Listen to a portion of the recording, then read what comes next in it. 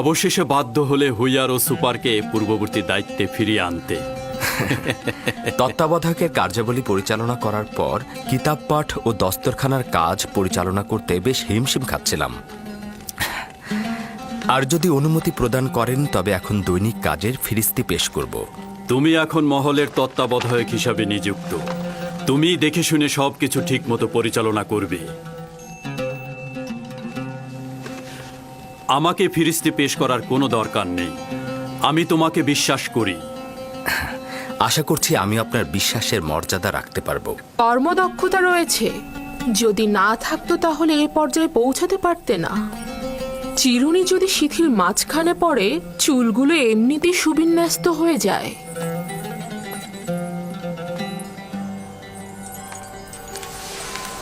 User সিফো রাজমহলের চিরুনি, বিশ্বস্তও বটে। আজব ব্যাপার। জুলেখা এমন অভিজাত ও দাম্ভিক নারী যে সচরাচর কারো প্রশংসা করে না। সে তোমার তারিফ করছে। নিঃসন্দেহে তুমি জুলেখার প্রশংসায় আন্দোলিত হবার পাশাপাশি রাজমহলের অধিবাসীদের প্রশংসাতেও আন্দোলিত হয়েছ। আমি বিশ্বাস করি ইউজারসিফ এখন রাজমহলের সকল অধিবাসীদের অন্তরে হুকুমত করে। আমি নিজেকে এই সকল প্রশংসার যোগ্য বলে মনে করি না। যদি আমার কোনো কাজে গাফিলতি থাকে তবে জনাবে মালিক অবশ্যই আমাকে সংশোধন করবেন। জনাবে মালিক, যদি আপনার অনুমতি হয় তবে আমি এখন উপস্থিতি ত্যাগ করব। তোমার এই মহলে আসা যাওয়া করবার কোনো অনুমতির প্রয়োজন নেই। তোমার যখন দরকার হবে যেতে পারবে, যখন দরকার হবে আসতে পারবে। শুক্রিয়া জনাবে মালিক।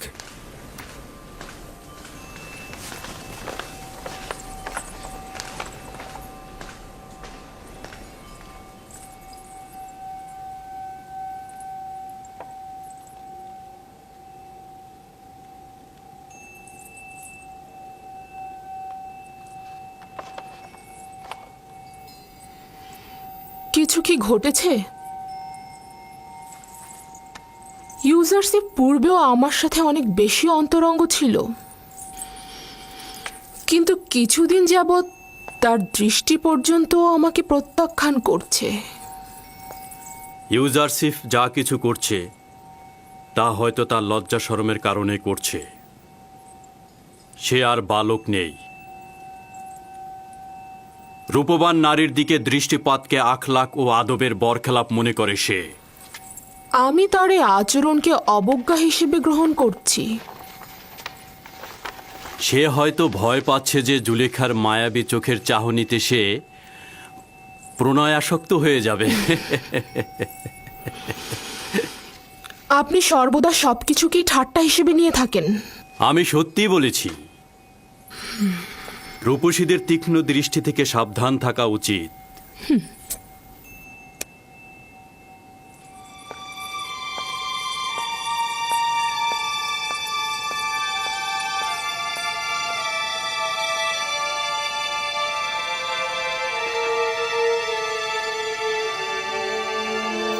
জুলেখা ও ইউজারসিফের আচরণ স্বাভাবিক ছিল না।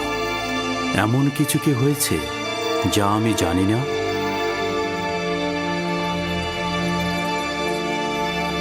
রাত হয়ে গেছে এবং আমি অনেক ক্লান্ত। বিশ্রাম করতে চাই, কেউ যেন বিরক্ত না করে। আপনি বিশ্রাম নিন, আমি এখানেই আছি আমার বানু। প্রয়োজন নেই, তুমি এখন যেতে পারো।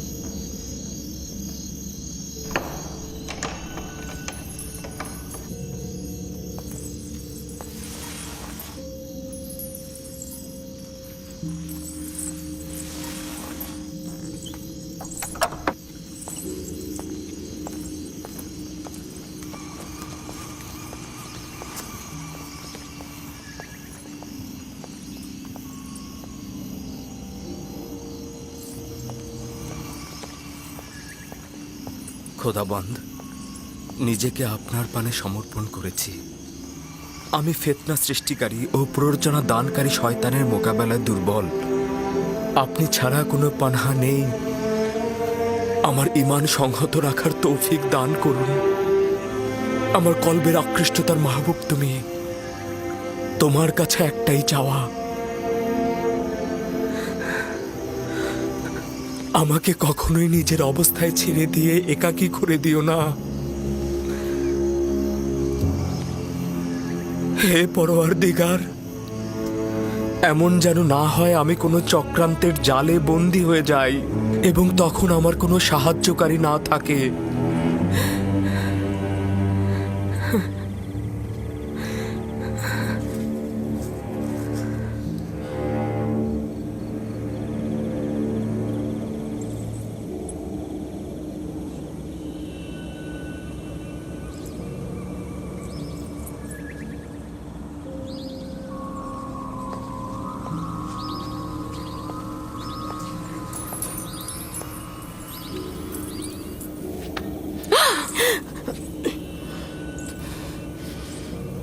নাদান হস্তি, আমার জানের কসম, তুমি কি চাও?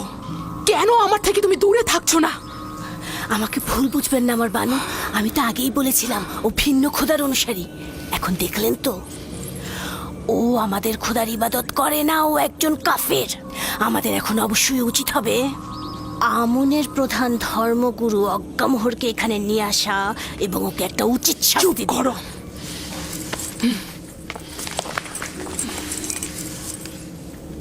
যদি ইউজারসিফের ঈমান নিয়ে একটি কথাও প্রকাশ করো, যদি তার উপরে কোনো বিপদ নেমে আসে, তাহলে তোমার জান আমি নিয়ে নেব।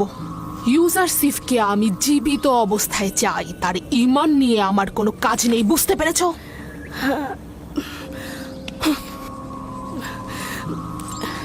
কিন্তু আমার বানু, আমি তো আপনাকে নিয়ে মহাচিন্তিত। সে তো আপনার ঈমান ধ্বংস করে দেবে। এটা তোমার না ভাবলেও চলবে। তুমি আমার সেবিকা, আমার প্রতি অনুগত থাকো। আর যদি এই আচরণেই অবিচল থাকতে চাও, তাহলে আমাকে বলো, আমি আমার নিজের কর্মপন্থা নির্ধারণ করে নেব। তাই হবে, তাই হবে।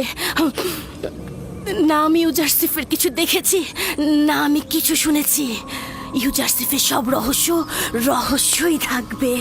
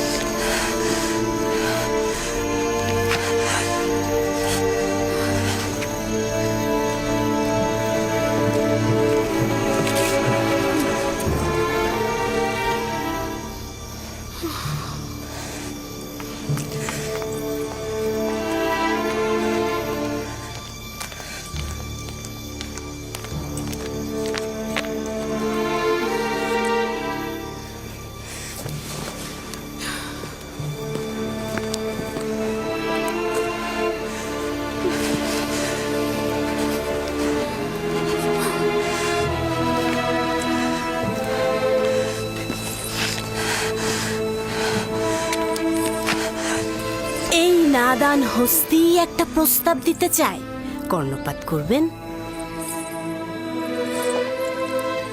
আমার বানু, কেন ইউজারসিফের মতো নিজের খোদার নিকট আপনি পানাহা চাইছেন না? যেটা মনে মনে চাইছেন সেটা কেন আমনের কাছে চাইছেন না?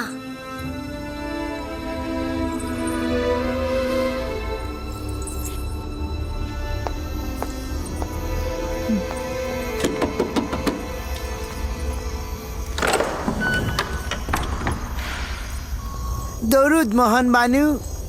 এই গভীর রাতে কি মনে করে? ইবাদতের জন্য এসেছি।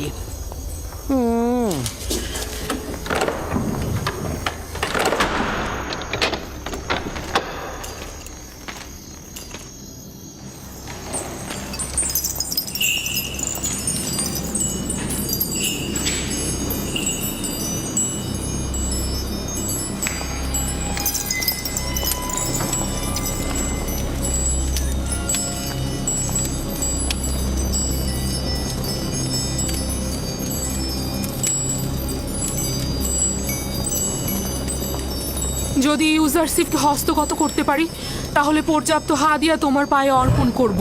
তুমি ব্যতীত আমার তো আর কোনো খোদা নেই, আমাকে সাহায্য করো। আমি তাকে ভালোবাসি, সে আমার সম্পদ, সে আমার কেনা গোলাম। কিছু একটা করো যেন সে আমার ফরমানের ওপর তার আনুগত্য স্বীকার করে। আমাকে সাহায্য। হয়েছে সম্মানিত বানু? এই গভীর রজনীতে আমন তো ঘুমিয়ে আছেন, তাই বলছিলাম যে এত রাতে আমন খোদাকে বিরক্ত করা ঠিক হবে না আমার বানু। আপনি যখন প্রার্থনা করবেন আমুনের কাছে দোয়া চাইবেন যেন আমার উদ্দেশ্য হাসিল হয়। আপনাকে এবং আমুনকে পর্যাপ্ত হাদিয়া প্রদান করব। সকালবেলাও কিন্তু আমনের কাছে তাগাত করা যেত। এই আমুনকে আমানত হিসেবে নিচ্ছি। আজ রাতে তার সাথে গোপনে প্রয়োজনীয় কথা বলবো।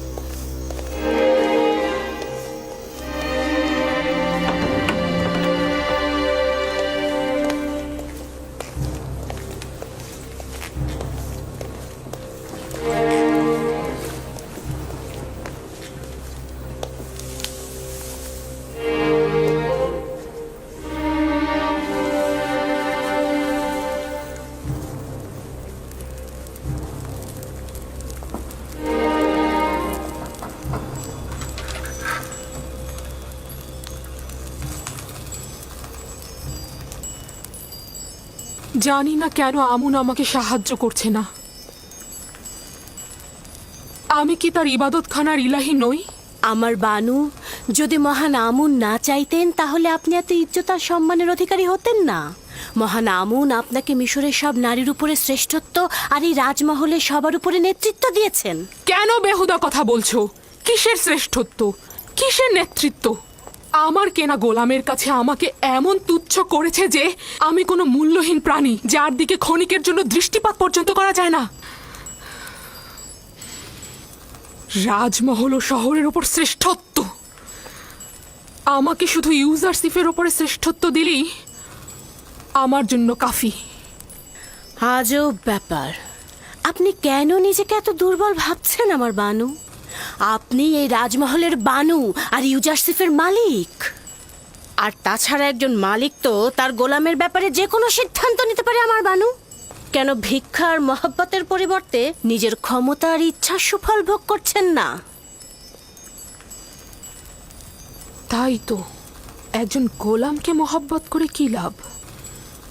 আমি তাকে চাই, আর এটা তো আমার এখতিয়ার, এটা তো অস্বীকার করার কিছু নেই। হে মহান আমুন, আমাকে এব্রানি গোলামের কাছে পৌঁছাতে সাহায্য করো। যদি আনুকূল্য প্রদান করে ইউজারশিপের কাছে পৌঁছে দাও তাহলে আমুনের এবাদতখানায় শত শত স্বর্ণমুদ্রা হাদিয়া দেব।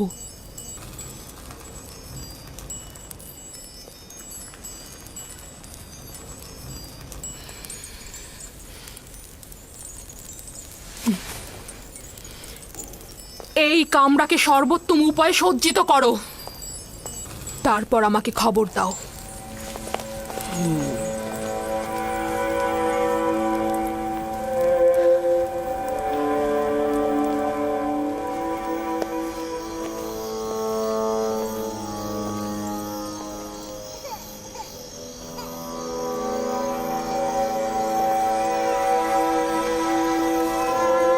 সিতেনে, বোন আমার, সিতেনে,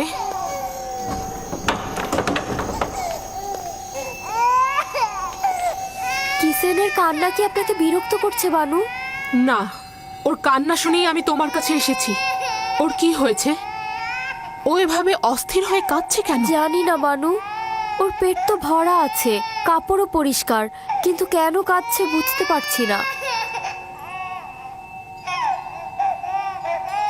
তবে আজব কি জানেন, সেদিনও কিসেন এরকম কান্না করছিল, ইউজার সেফ এসে কোলে নেওয়াতে কান্না থেমে গেল। অদ্ভুত না?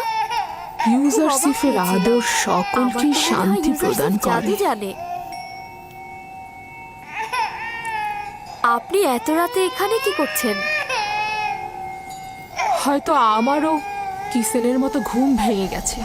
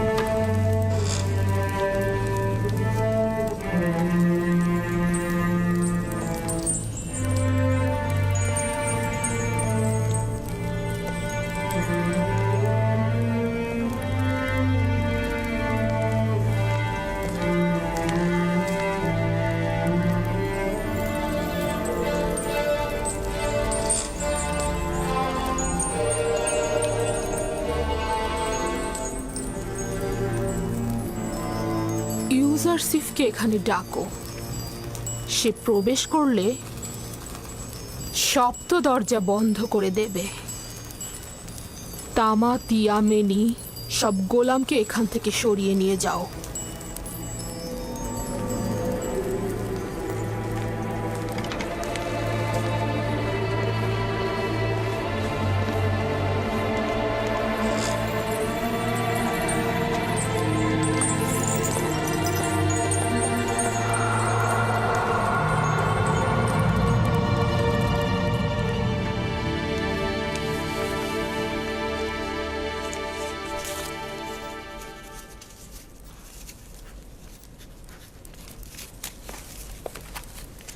বানু জুলেখা আপনাকে তলব করেছেন।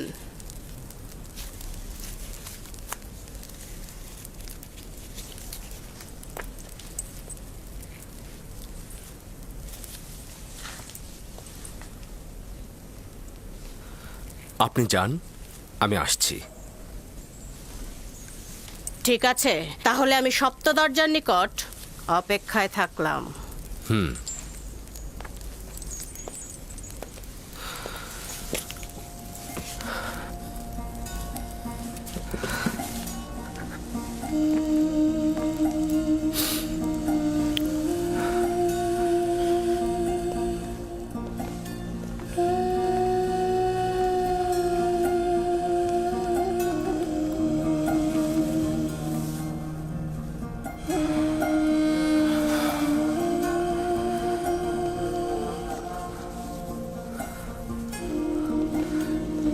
হে খোদা,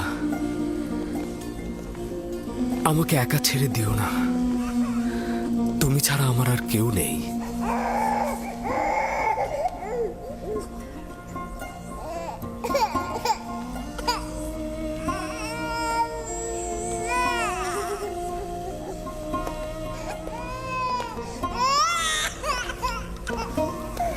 কি ব্যাপার সিতেনে?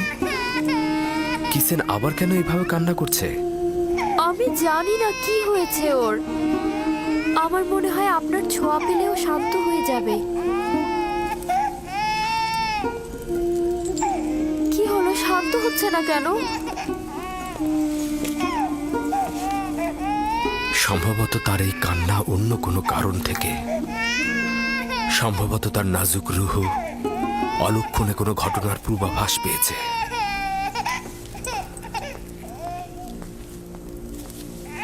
অলক্ষণে ঘটনা? কিসের ইঙ্গিত করে গেল? কিসেন কি তাহলে সেই কারণেই কান্না করে যাচ্ছে?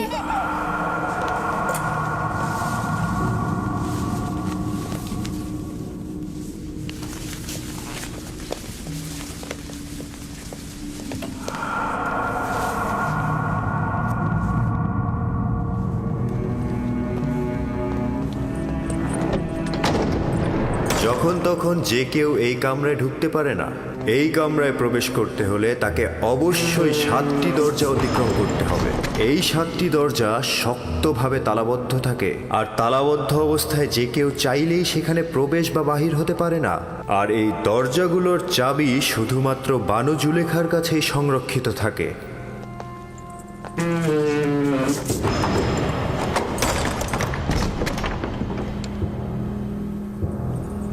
বানু জুলেখার আদেশ।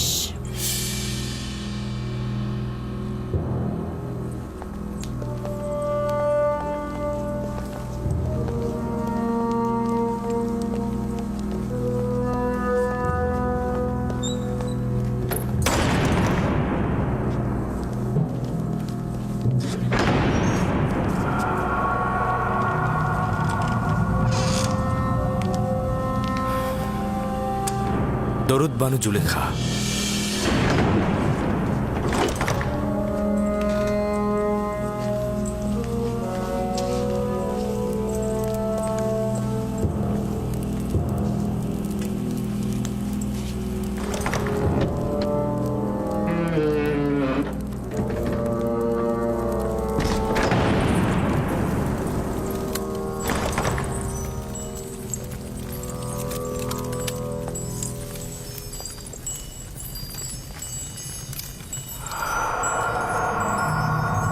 তুই অবগত রয়েছিস যে তুই আমার গোলাম? জি আমার বানু। এবং জানিস যে একজন গোলাম অবশ্যই তার মালিকের প্রতি আনুগত্য প্রকাশ করবে। এখন পর্যন্ত কোনো অবাধ্যতা দেখেছেন কি?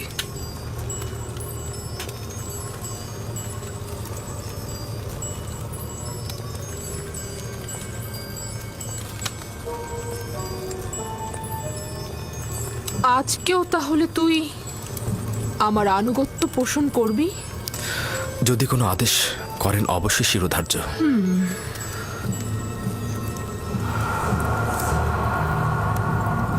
আজকে আমি নিজেকে তোর জন্য প্রস্তুত করেছি। খোদা তোমার কাছে পানা চাই। আপনি আমার কাছে কি চাচ্ছেন? খেয়ানত কি? আমি তো বলেছি আপনার কাছে সারা জীবন অনুগত থাকবো আমি, কিন্তু অনুগত আর বিশ্বাসের খেয়ানতের মধ্যে ভিন্নতা রয়েছে। আপনি আমার কাছে কি চাচ্ছেন? আমি তোর কাছে তোকে চাই। আপনার প্রতিদেবতার কাছে আমি বিশ্বস্ত। তিনি আমাকে মহব্বত করেন, তিনি আমাকে উন্নত স্থান দিয়েছেন। তার বিশ্বাসে খেয়ানত করব? আমাকে মহব্বত প্রকাশ করলে তাতে আমি তো খেয়ানতের কিছু দেখছি না। আমি আপনারও আপনার স্বামীর কাছে কৃতজ্ঞতা জ্ঞাপন করছি, কিন্তু তার মানে তো এই নয় আপনার মহব্বতের প্রতিদান দিতে গিয়ে আমি গুনার সাগরে ডুবে যাই। তুই আমার কাছে ঋণী। অবশ্যই তুই আমার মহব্বতের প্রতিদান দিবি, এবং একজন গোলাম হিসেবে তুই বাধ্য আমার আনুগত্য পোষণ করতে। যিনি আপনাদের দয়া আমার উপর বর্ষণে সাহায্য করেছেন তিনি হচ্ছেন আমার খোদা। সে কারণে আমি আপনাদের চাইতে বেশি এবং আপনাদের থেকে পূর্বে তার কাছে ঋণী। আমি নিজেকে ইজ্জতের তুঙ্গ থেকে তুচ্ছ অবস্থানে নিয়ে এসেছি যাতে তোকে হস্তগত করতে পারি। আমি অধিকার ছাড়বো না। আমি আমার ঈমান ও নিজস্ব চরিত্রকে সাময়িক কামনা বাসনার কাছে বিসর্জন করব না। আমি আর তুমি ছাড়া এই ঘটনা কেউ জানবে না। কিন্তু খোদাবন্দের নজর থেকে এটা আপনি কি করে গোপন করবেন? ও, তাহলে খোদাকে নিয়ে এত ভয়? আমিও তার কাছে লজ্জিত। এটা তো কোনো ব্যাপারই না। তোমার দৃষ্টি সহ্য করতে পারবো না। আমাকে ক্ষমা করো হে মহান আমুন। সে আর আমাদের গুনার সাক্ষী নয়। আমার ভয় মহাপরাক্রমশালী ও প্রখর দৃষ্টি সম্পন্ন খোদায়। ওই হাতে তৈরি আমুনকে ভয় পাওয়া তো অজ্ঞতা ও মূর্খতা ছাড়া আর কিছুই নয়। তুই আমাকে অজ্ঞ ও মূর্খ বললি? আমি তোর মতো শত লোককে পায়ের নিচে পদদলিত করতে পারি। আমার ঘোড়াগুলোর বিষ্ঠা পরিষ্কার করার মতো যোগ্যতাও তোর নেই, আর তুই কিনা মহান আমুনের কাছে আনুগত্য প্রকাশ করাকে মূর্খতা বলছিস? আমি আদেশ করছি, তুই পালন করতে বাধ্য, আর তা না হলে তোর কবর এখানেই হবে।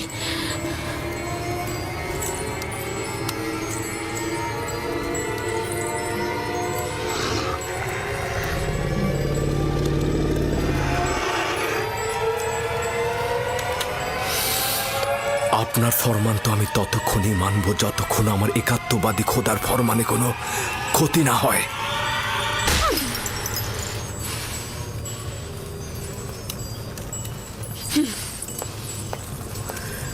এখন এর সর্বোত্তম জবাব হতে পারে তোমার ন্যায় একই কাজ আমারও করা।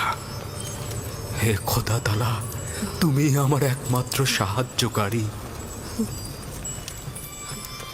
হে খোদার নবী, একাত্মবাদী খোদার পক্ষ থেকে পয়গম, আমরা আপনাকে ছেড়ে যাব না।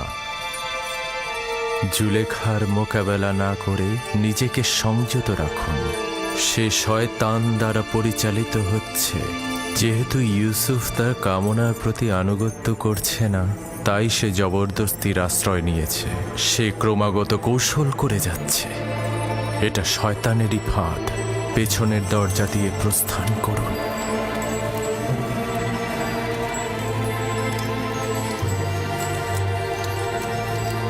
হে খোদার নবী, একাত্মবাদী খোদার পক্ষ থেকে এই পয়গম, পেছনের দরজা দিয়ে প্রস্থান করুন।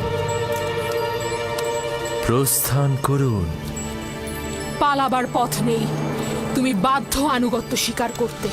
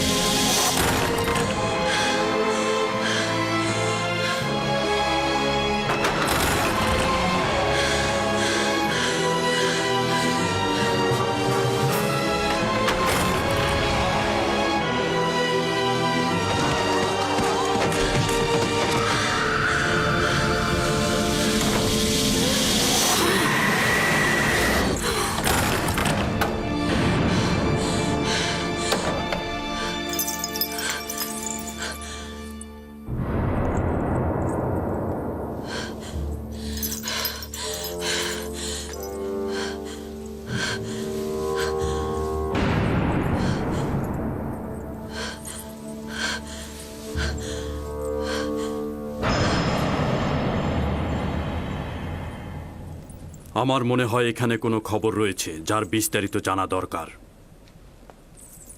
শুনতে চাচ্ছি, যে কেউ একজন কি বলবে?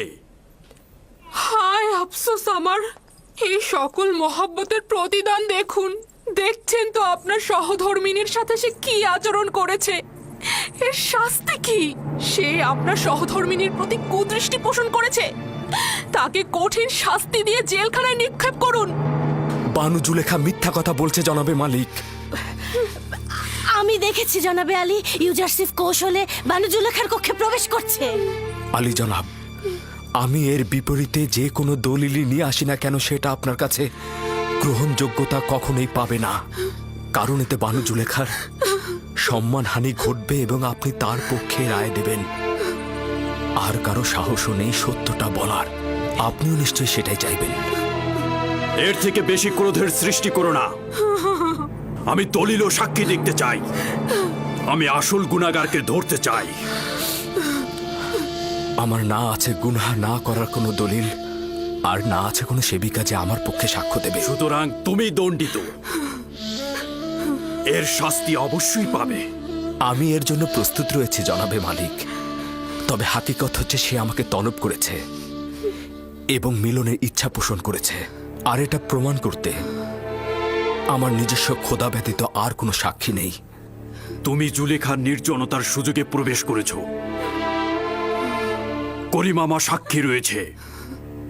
সকলেই জানে বানু জুলেখা অপরাধী, কিন্তু তার বিরুদ্ধে সাক্ষ্য দেওয়ার সাহস নেই কার। তোমার সাক্ষীকে হাজির করো এবং সাক্ষ্য দিতে বলো।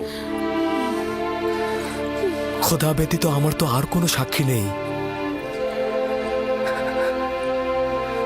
যদি আমাকে একাকে ছেড়ে দেন তো আমাকে সর্বাপেক্ষা কঠিন পরিস্থিতির মধ্যে পড়তে হবে। আপনি কি চাইছেন এই গোলামের কথা গ্রহণ করতে?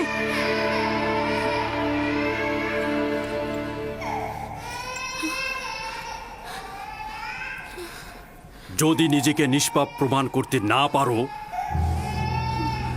তাহলে এই মুহূর্তে প্রাণ বিসর্জন দেওয়ার জন্য প্রস্তুত হও। জনাবে আলী, আমি নিজে দেখেছি ইউজারসিফ রাজমহলের দিকে আসছিল। আসবার পথে সে বাচ্চাটির সঙ্গে খেলা করে এবং তারপর কৌশলে এই সপ্ত দরজা দিয়ে ঢুকে একটা একটা করে দরজা বন্ধ করছিল। আমি নিজের কক্ষে বিশ্রামরত অবস্থায় ছিলাম। তাকে নিজের শিয়রে দেখে চিৎকার করে সাহায্য চাইছিলাম, আর তখন সে পালাতে লাগলো। রুদামনকে এখানে ডাকো।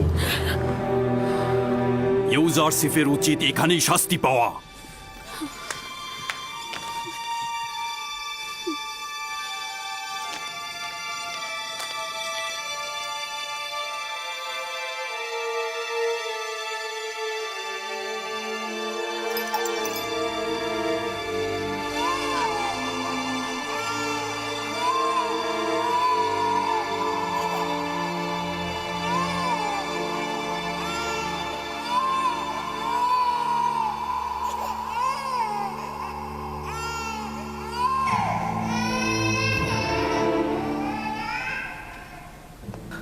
আমার সাক্ষী আছে।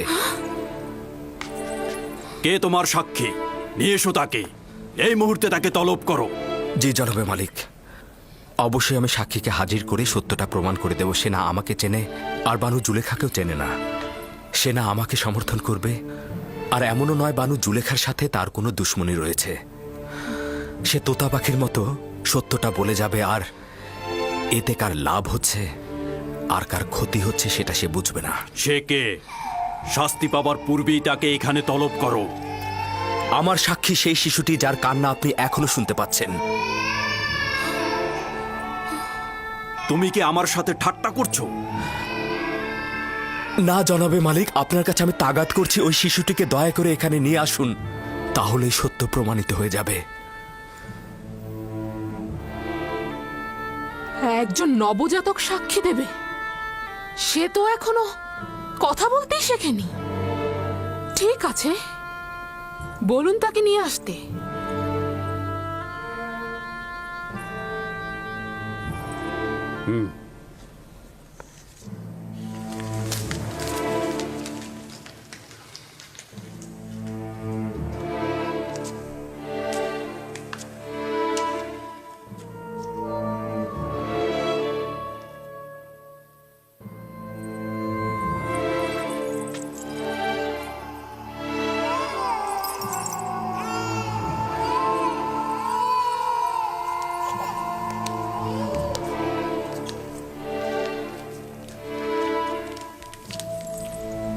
দরুদ আলী জনাব পুতিফার।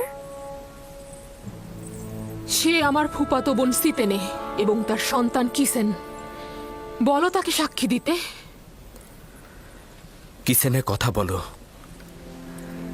যা তোমাকে খোদাতালা শিক্ষা দিয়েছে তা তুমি এখানে বলো।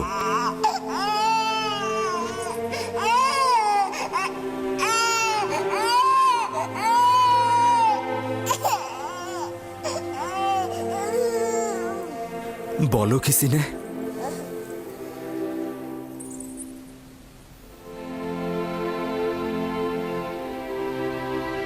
একাত্মবাদী খোদার ফরমানে তার একটি বাক্য বলবো।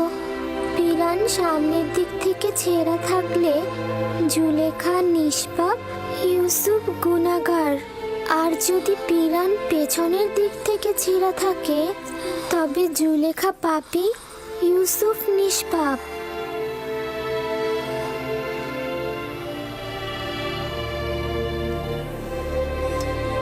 তুমি কি করে কথা বললে লক্ষ্মী সোনা আমার?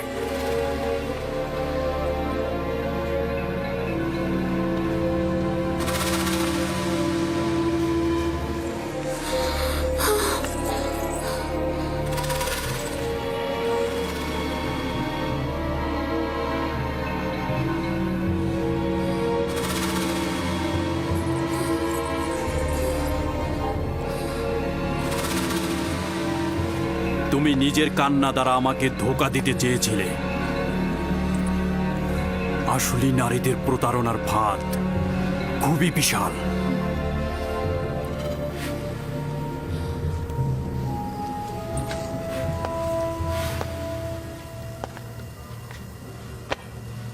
আমি যে অপবাদ তোমাকে দিয়েছি তার জন্য ক্ষমা চাচ্ছি। আশা করছি আমাকে আর জুলেখাকে ক্ষমা করবে এবং এই ঘটনা সব সময়ের জন্য গোপন রাখবে।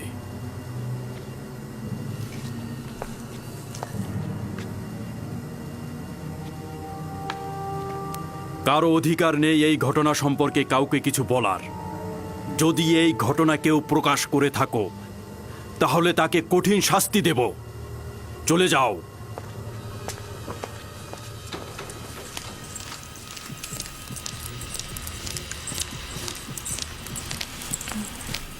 কি ঘটলো আমি তো কিছুই বুঝলাম না। একটা শিশু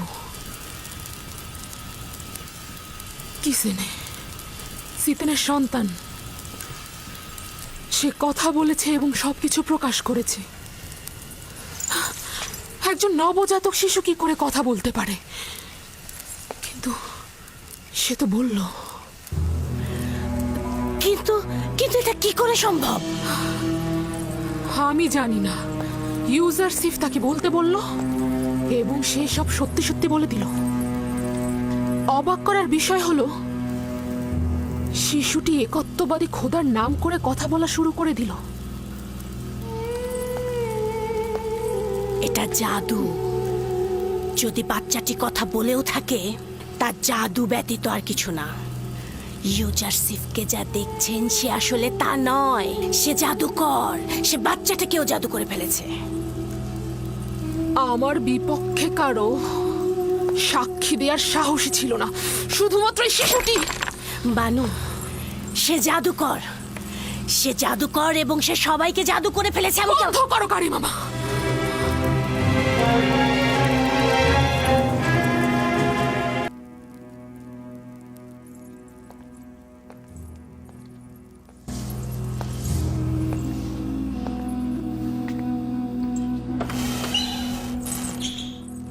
এই দরজাগুলো তো তালাবদ্ধ ছিল, তাহলে খুললো কি করে? আমিও বুঝতে পারছি না। সে দরজাগুলোতে স্পর্শও করেনি, কিন্তু দরজাগুলো খুলে গেল। তাহলে ভেবে দেখুন, আমি এমনি কি তাকে জাদুকর বলেছি? জাদুকর নয়, আমি বালক বয়স থেকে তাকে বড় করেছি।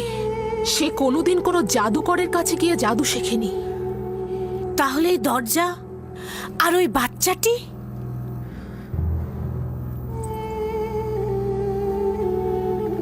সত্যি তো। এই ইউজারসিফ কে?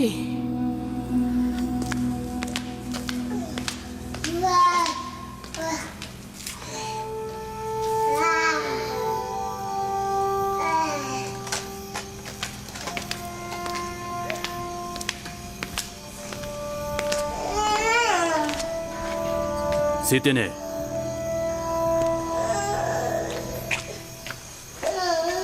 দরুদ আলী জনাব পুতিফার। তুমি কিভাবে কথা বললে? আমার তো বিশ্বাসই হচ্ছে না।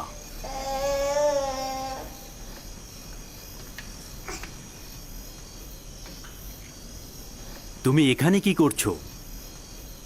রাজমহলে কেন এসেছো? আমি আমার বোন জুলেখাকে দেখার উদ্দেশ্যে এসেছিলাম। আমি জানতাম না এরকম হবে, জানলে আমি কখনোই আসতাম না। তুমি তোমার মামাতো বোনের সাথে দেখা করতে এসেছো, সমস্যা নেই। তুমি ও তোমার সন্তানকে শুকরিয়া জানাচ্ছি। তোমরা যদি না থাকতে তাহলে জুলেখার ধোকায় পড়ে একজন পবিত্র যুবকের রক্তে নিজের হাতকে কুলুষিত করে ফেলতাম।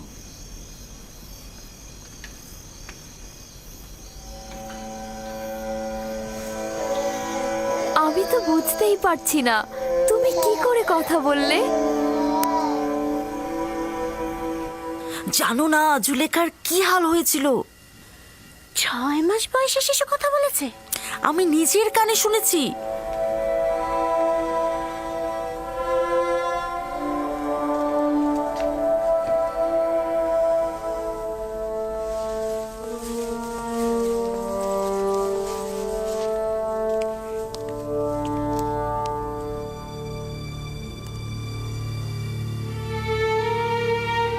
যদি এই খবর সর্বত্র ছড়িয়ে পড়ে তাহলে কি হবে?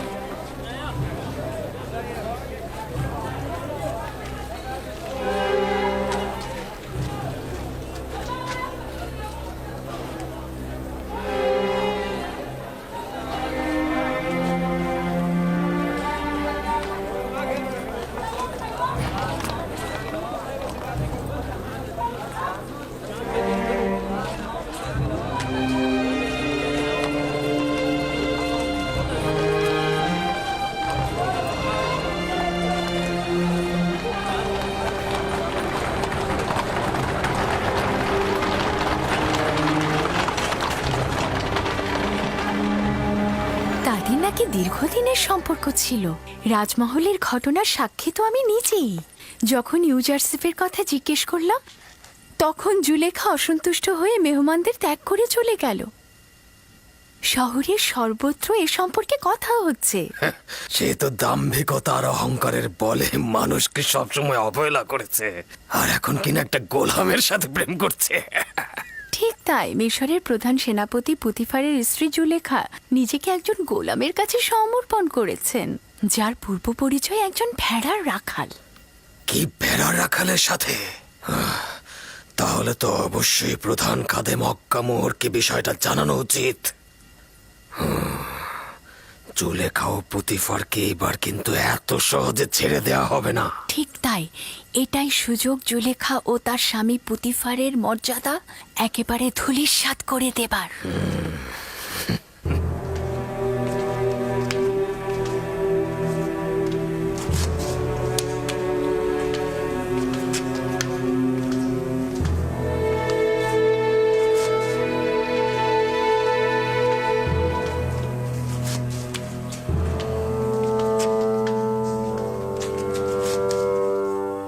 তোমাকে বলেছিলাম আমি কিছু সময় একা থাকবো, চলে যাও এখান থেকে।